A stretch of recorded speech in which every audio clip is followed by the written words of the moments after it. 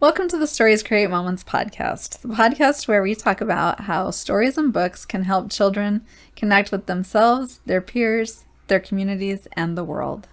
I'm excited for you to meet my very first guest, Emma Bland Smith. She's an author and a librarian who lives in San Francisco. She's written many wonderful books for children, and today we're going to talk about some of her books, her story journey, and the value she finds in connecting with others, particularly children, over stories. So welcome to the podcast, Emma. Thank you. I'm excited to chat with you today. Tell us a little bit about yourself and what you do. Sure. Well, as you said, my name is Emma. I go by Emma Smith in my regular life, but for my writing, I use my maiden name too. So that's Emma Bland Smith. And I live in San Francisco. I am a reference librarian at San Francisco Public Library for some of the time, but I am also a children's book writer. I started maybe about 10 or so years ago. I write mostly nonfiction picture books. I have some of them here. I'll kind of probably show them at various points during the interview today. So I write mostly nonfiction, narrative nonfiction, but I do write a little bit of fiction as well. I really enjoy that, and I'll talk about that probably a little bit later. I am from San Francisco. I'm a native San Franciscan.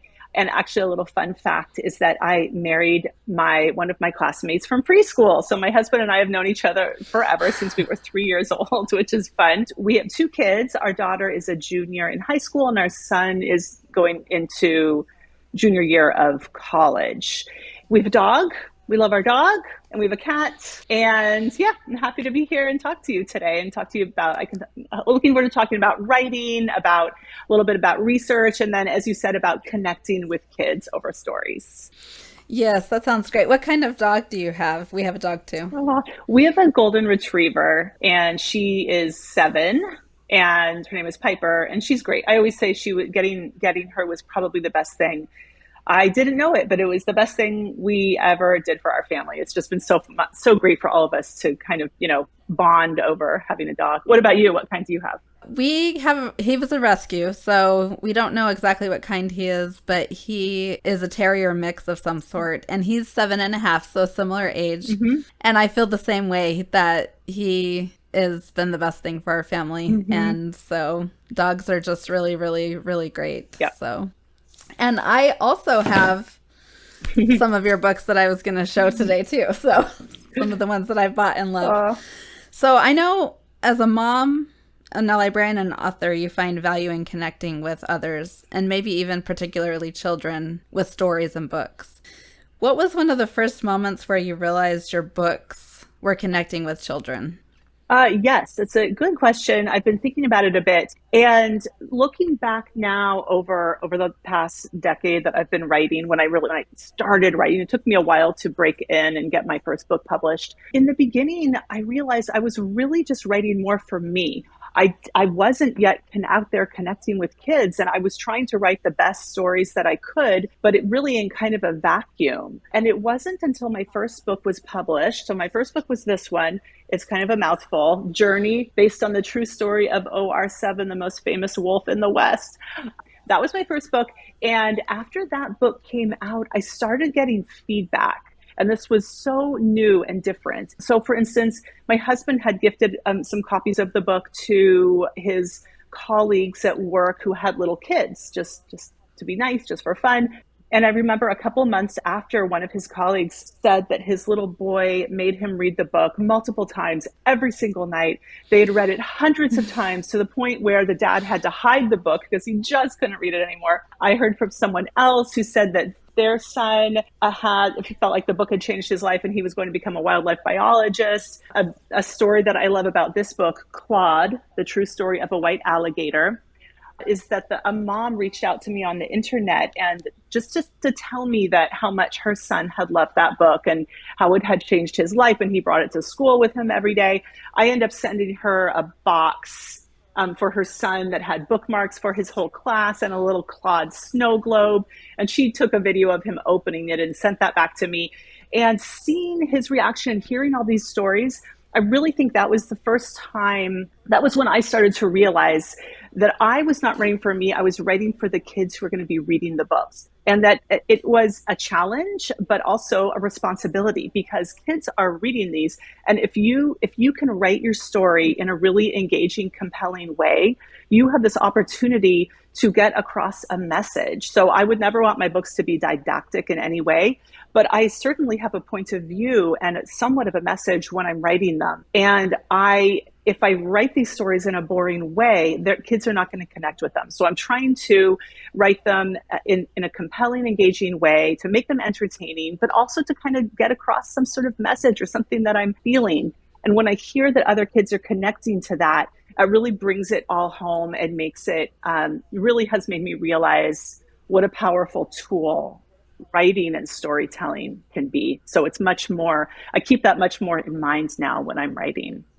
Yeah, I can imagine so. It must be really validating to write something that touches and influences someone else, especially a child, and for the formation of their ideas and the way that they view books and even their life. Like you said, it influenced one child in the Mm-hmm. career he was interested in, which is amazing. Can you talk a little bit more about the process that you go through? And I'm sure it's evolved over time with how you choose the topic to write and the research process. And Mm-hmm. really, when you write a story, you're writing about real people or real animals or real experiences that people have had. How do you capture the essence and the value of their story in your books? Because I'm sure that is something that's at the forefront of your mind. Yes, absolutely. There's so much there to talk about. It's been so interesting to learn, a real learning curve for me. Well, first of all, as far as deciding what to write about, it's kind of just what you would think. I'm always just keeping my eyes and ears open, reading the newspaper, listening to the news. People will send me things. People will email me ideas like, "Did you see this? You have to write about this dog and gorilla who have been best friends." I get stories like that a lot, which are, those do make really great books, or just interesting people. And then as far as what I decide to latch onto, there are so many factors. One is that I have to really, really love it, because I'm going to be living with this story for the next 3 or 4 or 5 years. It takes that long to research it, write it, have it turned into a book, and then, lots of marketing afterwards, or promotion and sharing the book. So there have been a couple times when I felt like, this story it's just not for me. Someone else should write this story. I don't connect with it enough. And then some other factors are, I might hear about an interesting person. First of all, I have to make sure that no one else has written about this person yet. Or if they have, that's okay, but I have to have a different viewpoint. There can be 100 books about Abraham Lincoln, but each one has to be unique, and it can talk about this person from a different point of view and be telling a different story. And then there has to be a story. So one thing that is tricky is that there are a lot of really cool topics out there, but some of them are not the kind of fiction, the kind of nonfiction I write, narrative nonfiction. It's constructed just like fiction with a narrative arc. So there's got to be a conflict that will be resolved somehow within the course of the story. So just an example is that in San Francisco, we have a lot of coyotes.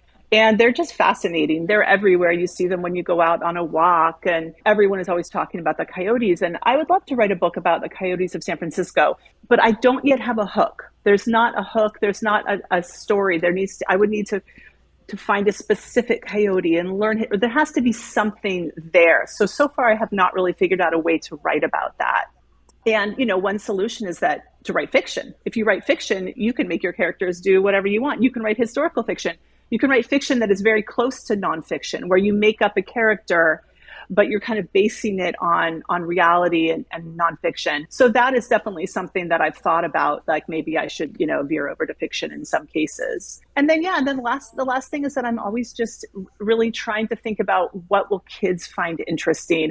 I don't want to start writing nonfiction books that the only people who find them interesting are the adults. And it's tempting to do that sometimes because I'm an adult, but often, and sometimes this happens with a lot of award winners, there are books that adults are just enchanted by, but they just are not that appealing to children. So it's a tightrope balance, but I want to try to do both. I hope to write about topics that kids find fascinating, but that also have value for adults. And the last thing I'll say about that is that the other thing is that in every book, every book has a point of view, these sorts of books. I'm not just giving all the facts. In narrative nonfiction, you're choosing one story, one point of view.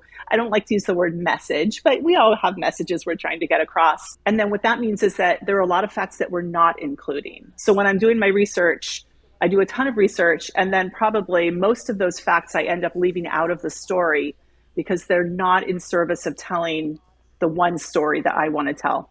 So sometimes it's a little tricky because they're like, oh, so many different things.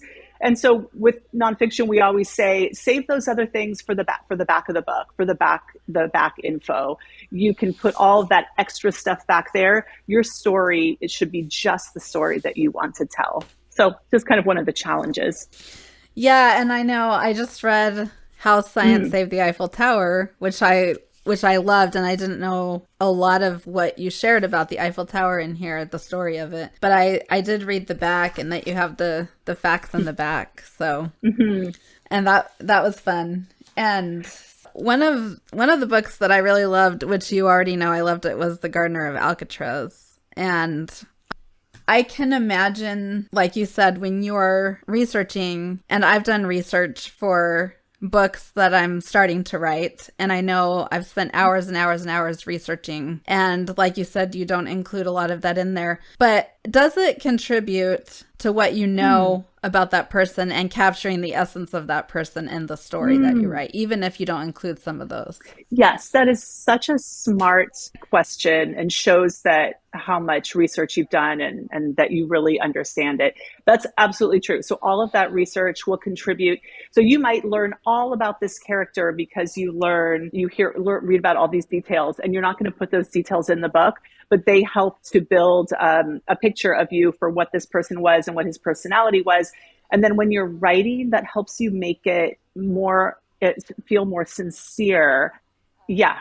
Another thing is I'll often say that if there's any way, wherever a book is set, if there's any way that you can go and visit that place, it's not always possible, but if you can, it's so great to do that, because you will just, even just looking around and soaking up the smells and the air and whatever you hear and the landscape. You're not going to include those things in your book probably, but they'll inform the tone that you're using. So they might cause you to choose a certain tone when you're describing the way it looks, or just all kinds of things like that. So yeah, the more research you can do, the better, even if you don't end up using all of those details. And you've been able to visit at least some of the places that you've written about. And I know you live in San Francisco, so writing about Alcatraz, I'm sure you've visited at least once, probably multiple times. And I read on your website that you also have lived in Paris. I think you said you lived in Paris. Yeah, let's see. I do have a couple books. Yeah, the books that I've written that were close to home were Journey, is about a wolf who came to California. I obviously never got to see him, but I feel this strong tie to California. So I felt like for me, I poured that into the book, my love for my home state. Claude lives here in San Francisco. I've met him and been to the museum many times. Odin, this is a book I love. Odin, Dog Hero of the Fires. This is a dog who survived a wildfire in California in 2017. And I went twice up to the ranch that he lived on, and I got to meet him in person. He was so cute, and his owner, and got to hear the stories and just, soak in what it felt like. So that, I really feel like that was important. Yes, I did live in France when I was a child. I was lucky. My family moved to France a couple times. My dad was a professor, and he managed to get a postdoc and jobs over there. And so I've always felt really close to France. So I'd always wanted to write something about France. And when I learned this little story about how the Eiffel Tower had almost been torn down, no one had written that picture book yet. I couldn't believe it. So I quickly jumped on that, and it was a lot of fun to write that. And I tried to pepper words in. I have a master of, both of my degrees are, before my library degree, are both in French literature. And so I was really excited to get to pepper the book with little French words. That was really fun for me. And then, yes, Alcatraz, again, I don't necessarily need to write books that are set where I live. They can be, The Fabulous Fanny Farmer is set in Boston. and so is the a Robert McCloskey book. But Alcatraz is a place I had only been there, I think, once, but I had always wanted to write about Alcatraz. Alcatraz is this place that kind of captures people's imaginations. It just feels so exciting and like it was tailor made to set a story there. But again, as I was talking about with the coyotes, I really needed to have some kind of a hook. So for years, I would think, oh, I'd love to write about Alcatraz, but I don't know what to write about. And I was on a field trip to Alcatraz with my son when he was in the fourth grade when I saw the gardens.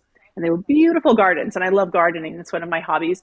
And I thought, oh, okay, I could write about the gardens, but that's still not enough of a hook. And that is when I learned that the inmates had done a lot of gardening, and one inmate in particular had really thrown himself into the gardening, which had then in turn transformed him. So it was this amazing story. And I just knew immediately, oh, it was so cinematic, so dramatic, so touching and powerful, his story. So again, I went home and made sure that no one else was already writing this picture book. And that's when I wrote that. And yes, I've been back a number of times to sign books, and it's so exciting. I just, yeah, love going there.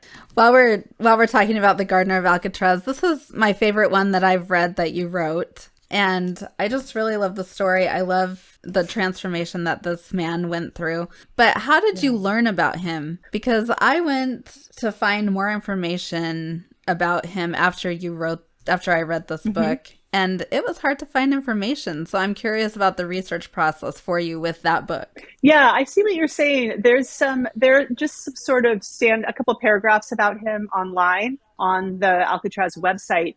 So researching him was actually pretty fun. I would compare that to, I'm researching another book that I'll tell you about later about a cook, a chef in the early 1900s. And there's almost no information. There's no paper trail. There's no letters. It's so frustrating.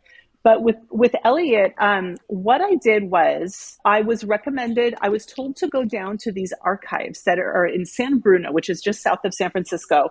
And I went down there, and at these archives, there is literally just a cardboard box for every inmate. I think there were 500 or so who was ever at Alcatraz. So I went in there and I signed in and I gave them my ID. It all felt very exciting and dramatic. And they came out with 2 cardboard boxes full of all the paperwork pertaining to Elliot Mishner. And, back then, of course, now everything's online. Back then, they still recorded everything, but it was all on paper. So every single progress report, every time he was transferred from here to there, every health checkup, it was all typed up and there was a form, and these were all saved in this box. And so there was all of that. So I got a lot of great information, like the way they described him when he arrived. They would do these medical checkups and psychiatric evaluations. So those were super useful to me as far as building his character for the book. And then he also wrote a lot of letters. He was a beautiful writer. And particularly when they decided that they were going to transfer him out of Alcatraz to Leavenworth Prison in Kansas, he was devastated, and he started this letter writing campaign where he wrote these letters where he detailed why he needed to stay in Alcatraz, why the garden was so important to him, and he would just be devastated and sad, and he couldn't live without his garden. And those letters still exist, and they were all in these files. Then after he left Alcatraz, years later, he was invited back, and he did a tour of the island. This was decades later. And someone interviewed him, and they recorded it and then did a transcript of it. So that transcript is in the file as well. And that was just amazing because he told all of these anecdotes and stories from way back when. And I remember listening or read, I was able to listen to it and to read it. So I heard his voice as well. And I remember when he dropped these little anecdotes, and I just remember a thrill went through me. And I thought, oh my gosh, I can't believe it. That's going to go in my story. And it's things like that. It's those little colorful anecdotes that can really bring a story to life, as opposed to it just being kind of boring. Like if you have a quote you can use, or if you can say that the warden's wife gave him a pair of shoes for his birthday, he said that, and that is the kind of little tangible detail that kids can grab onto, and that kind of brings a story to life. So yeah, so that was a lot, but that's how that cardboard box was kind of a treasure trove of wonderful archives that were so useful. That's amazing. I love that. And I'm so glad that you wrote his story because I really do feel like it's a story that should be told. It Hmm. really is an amazing story. And I love that he changed his life because of Hmm. gardening. Yeah. And I love for kids to see that they can have that as an example for them and the choices that they make and things like That's that. exactly So, right. Actually, something I do when I do school visits is I will ask the kids before I read the story, do you think that people are capable of change, or do you think that at a certain age, like maybe when we're teenagers, our character is stuck, and that's the not so much our personality, but our character. Like, what kind of person are we? What are our values and our morals? Are those capable of changing? And then I will read them a quote. When Elliot arrived in Alcatraz, he was a hardened criminal already, and the one of the papers said that he was a habitual and confirmed criminal of a most dangerous and vicious type. He was said to be highly intelligent but antisocial with no attachment to anyone. So that's how he was described so brutally when he arrived. And by the time he left the prison 9 years later, he was a transformed person. And so it really is kind of a meaningful, powerful story of our ability to change. yeah, very, very powerful. And the aspect of gardening, too. Hmm. I remember I listened to Corey Ten Boom's book last year. And in the book, she talked about how when she and her sister were in the concentration camp, her sister had this vision of owning a home with a garden that people could come to after the war and heal and live there Mm-hmm. and work in the garden and heal. Mm-hmm. And I loved that. And when I read your story, I thought there really is power in Yeah. there's something about working with your hands in light with live things Yeah. that's healing. So Yeah, really, definitely. really cool. Thank you. So going back going back in your life, what was the foundation for your love of stories and books and storytelling? How did Hmm. that start? Yeah, it's funny. I never really would have thought of myself as a storyteller, but I realized that that is sort of what I've become. I definitely am a writer. I'm not an oral storyteller, and I think that's sometimes where the confusion is. But it came from reading. I was thinking about this and thinking, where did it come from? And oh, it came from reading books. I was just such I was in, like many young kids, I was an insatiable reader. I just read and read and read. And, it was a lot easier back then because of the lack of all the digital media. And like we parents have, it's such a challenge today to keep our kids reading. Back then, there was really nothing else to do. And so we read so much. And I was really addicted to stories. All of the books that I read just were the ones with the great stories that I couldn't put down. And the series that I loved were probably the same ones that most of the other, at least the women my age loved. The Little House books, Anne of Green Gables, anything by Beverly Cleary. Ramona, I felt like was my soulmate. I loved Ramona Quimby so much, and I read all of those books over and over again when I was very young. Then as I got older, I kind of graduated into other series. I think I must have just somehow, just really developed this love of stories that later when I started writing, I definitely had to learn. Writing is a craft. It's not something that you're born knowing how to do.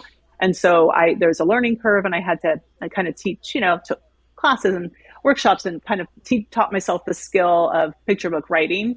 But I think that I had that foundation of all those books that I had read in the past.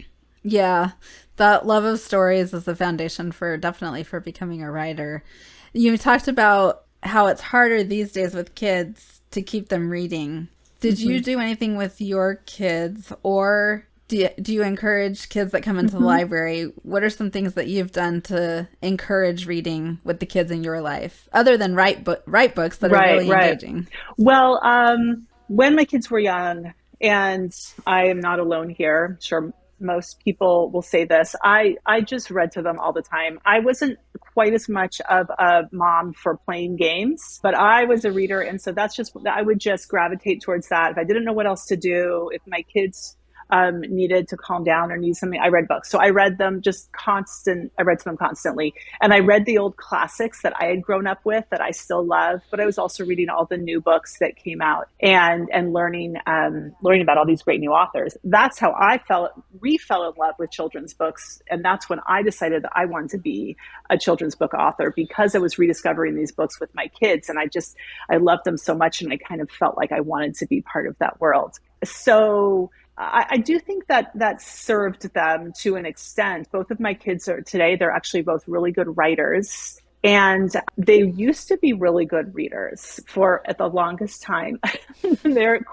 Perhaps they're not quite. I mean, I feel like even though, yes, I work in a library and I write books, I still have the same challenges as every other parent. And sometimes feeling like, what did I do wrong? Where did I go wrong that my kids aren't as humongous readers as I was when I was their age? But they do read some. And then what I've noticed also is that they'll go through phases and they will not read for a while and then they will start to read again. And I try not to nag. I went through a period with my son in particular where I was concerned that he wasn't reading enough. And I would bring home books from the library, put them by his bed, and bring him to the bookstore, all the things that you're supposed to do, and tell him, buy whatever you want. You can read graphic novels. Everyone knows graphic novels are good too, etc. And I feel that made him put his heels in even more. So I have just backed off. And instead, we kind of try to foster just a world of literacy and books around the house. And we try to have magazines around and all different kinds of things. And I definitely feel like he is coming back to reading. And then one little thing I'll say also is that there are other forms of literacy.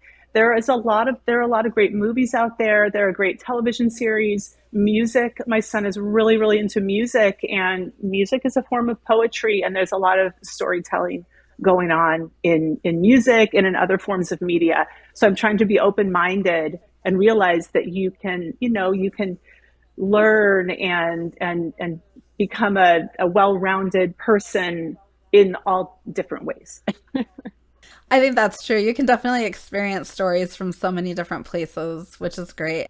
As you think about teachers and parents, do you have any takeaways for them on the value of using stories and books to help kids connect with their peers, with their communities, with the world, and to connect with themselves? Because it's all part of the process of stories and books that helps us do that. Mm-hmm. There are one just kind of thing that I would mention is that I think that we all know this, but I think it is important to let kids choose the kinds of books that they want. And with nonfiction, there are so many different kinds now. It used to be that there was just kind of the standard sort of nonfiction book that you would check out if you were writing a report for school. There are so many different kinds now. There's narrative nonfiction, which is what I write, which honestly has a little bit more in common with fiction because you're writing narrative nonfiction with the elements of fiction. So you want there to be a narrative arc, a conflict, a resolution. But there are just books of facts, and there are some kids who just love these books of facts, like Guinness Book of World Records. They're just drawn to books like that. They'll just eat them up. And so I think it's important to have all of these types of books available to kids, to let them choose what they like, not try to push one thing on them. And then as far as one thing that I have been doing a lot of is trying to connect with kids through school visits. And so I've been doing, ever since my first book came out, I've been doing a lot of school visits. And I will go to a school and I have a kind of a standard presentation where I read the book, it's projected on a screen, and I talk about research and writing as I'm doing that. And then at the end, I show photos of the real people. So for Gardener of Alcatraz, I'll show pictures of Elliot Mishner at the end, and I'll show pictures of Alcatraz. And it's really wonderful to see kids how excited they are when they realize that this story that they just read was a true story and that those are real people. I always get lots of questions like, wait, was this person really alive? Or was this a real dog? And is he alive? Is he dead? Lots of questions about that. And so I have just really enjoyed connecting with kids through these author visits. I think that from the teacher's perspective, I think that what they feel that it brings is it's really, really interesting for kids just to meet an author and to hear all these things about how someone comes up with a story. And I try to put in some, I don't want to make it boring, but I try to put in some educational material because I know the teachers really like that, about just a little bit about story writing and about research and how you make a story come alive on the pages, and try to make it a little bit interactive so that the kids are getting a lot out of it.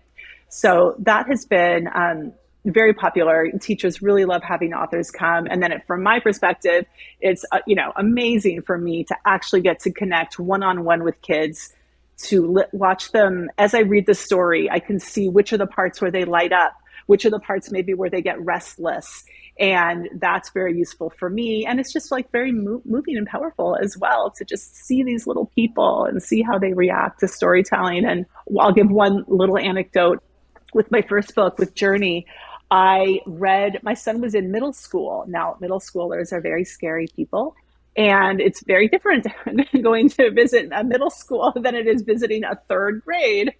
But I went and I read to his school, and they had all of the sixth graders in the auditorium. And I remember looking out over this sea of sixth grade kids, and they don't want to share any emotions on their faces. No smiling. It was very intimidating. And I did my presentation and I read the book. And later, one of the teachers told me they had never seen such a quiet assembly in all their years, that you could have heard a pin drop. And then later, the kids wrote me letters. And I remember a couple of them saying, talking about how fun it was to have a story read to them. And I realized that no one reads them stories anymore, even picture books.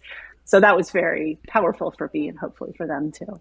That's amazing. I know my kids have always loved it when authors have come to visit. There's something about seeing a person who wrote the book that you've read and the story that you've loved. That's really, I mean, as adults, we feel that way. I feel that way meeting you too. It's exciting to talk to someone who wrote something you love. Yeah. And also, I found it interesting that you said that they always want to know, is this true? Did this really happen? And earlier you were talking about how you put little details in that helps the kids connect with each other. Like you mentioned with Elliot Mishner, I think it was the shoes that he was gifted by the warden's wife, and just helping them. I think that also helps them connect with the stories and also their understanding of the world when they hear these little details about real people that lived, and then meet the author and hear about your experience and learning about them. So sure. Yeah, that's really neat. Absolutely. Yeah, I know that I, as a child, loved reading historical fiction. Yeah, and there's just something about that, about reading about kids who were maybe the same age as you in the past, and all these. I think that's why the Little House books were so amazing, because there were all of these details about what life was like and what the clothing was like and all these things, and it makes it so relatable. You can really relate to the character in the story, and that brings it to life. Yeah, definitely, for sure. Do you have any final thoughts for our listeners? Let's see. Well, I'll mention the couple of books I have coming out, because it's just always fun for me to look forward. In January, I have a series of books coming out, and these are very different from anything I've written before. It's a series they're kind of early readers, early chapter books, and it's a series of 6, and they're fiction, but they did require a lot of research. And it's a series called Dogs Save the Day, and each book is about a different kind of working dog. And I had pitched this idea either at one book as a standalone or possibly a series, and the publisher jumped on it, and they said they wanted 6 books, and each one is about a different working dog. So there's a herding dog, a therapy dog, a guide dog for the blind. There is a diabetic alert dog. That book was really interesting to write and to research. And each book, I make up a story about a dog and then a child, and they're kind of learning skills together. So they're highly illustrated, meaning that there are tons of illustrations like spot art, big illustrations, small illustrations. So hopefully they're going to be really fun for kids to read. Those come out in January. I haven't seen them yet. I cannot wait to get my early copies of those books. So that's called Dogs Save the Day. And if you like dogs, hopefully you will enjoy those books. And then the one other book that I'll just kind of give a little hint at, I can't share everything because it hasn't been announced yet, but I think I can share a little bit. It's going to be another picture book biography. So when I was writing this book, The Fabulous Fanny Farmer, which is about the cookbook author, Fanny Farmer, I really loved writing this book. I was really happy with the illustrations and how it came out. And cooking is probably my biggest hobby. So it was fun to write about cooking. But when I was researching Fanny Farmer, I learned that had been there was this one woman who had taken her classes, an African American woman. There were very few women of color who did take her classes. And so that there's actually a photo of one of her classes, and there is a Black woman in the photo. And as I was asking people about this, like, was this common? Someone told me, well, there's this one woman who was really famous, who ended up being famous, who had taken Fanny's course. So I started researching her, and she was an astonishing woman. She was from New Orleans, and sort of around the turn of the century, the early 1900s, she rose from being a teenager who was a servant in other people's houses to learning how to cook, becoming the most just amazing cook. She became really, really famous in her day. She opened restaurants, which was incredible for a woman of color in her day in the South. She wrote a cookbook, the first Creole cookbook written by a Black person. And then she got her own TV show in the early 1950s, a decade before Julia Child. The local TV station put her on TV twice a week. They filmed her cooking.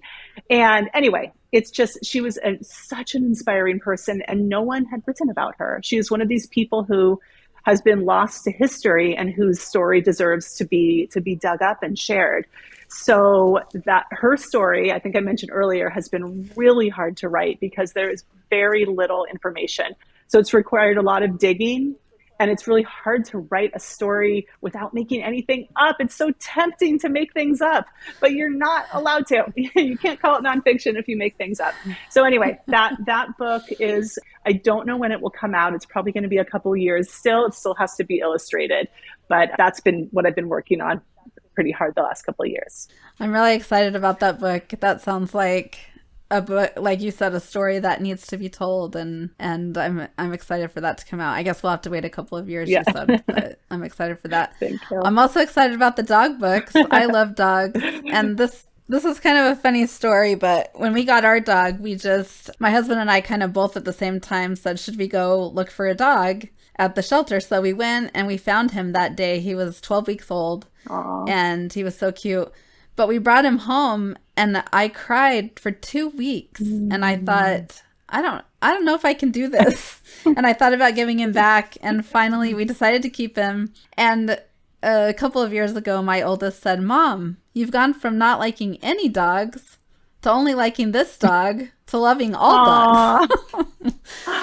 So I'm excited for those dog so books. Sweet. Dogs are just really wonderful. Yeah. Yeah, I know you and I were chatting off camera about dogs and about how great it's been for both of our families to have a dog come into them. And so yeah, I'm a huge fan. Yeah, dogs are really wonderful. So, well, thank you. Can you tell everyone where they can find you and your books? And Oh, sure. Yes. So probably the best way is I have a website. It is emmabsmith.com. And all my info is on there. My email address is even on there. So people are welcome to reach out to me to say hi. I do school visits if there are any teachers out there. I love to visit schools in person or virtually. So feel free to email me.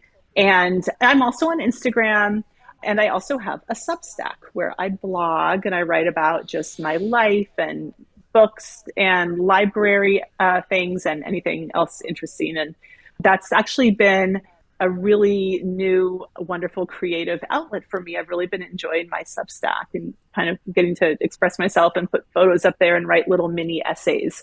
So you can, I believe that the name is emmablandsmith.substack.com. So feel free to check that out. And thank you so much for having me on. This has really, really been fun. Well, thank you for coming. I was so excited to meet you. And, I found you on your website through your email address, which you've mentioned, talking about the Gardener of Alcatraz. And I just really appreciate you being my first guest. Yay! And working with me on this. So I'm really excited. And I'm excited for everyone to hear your story and all of your stories and connect with you. So thank you for coming on. Thanks, Amber.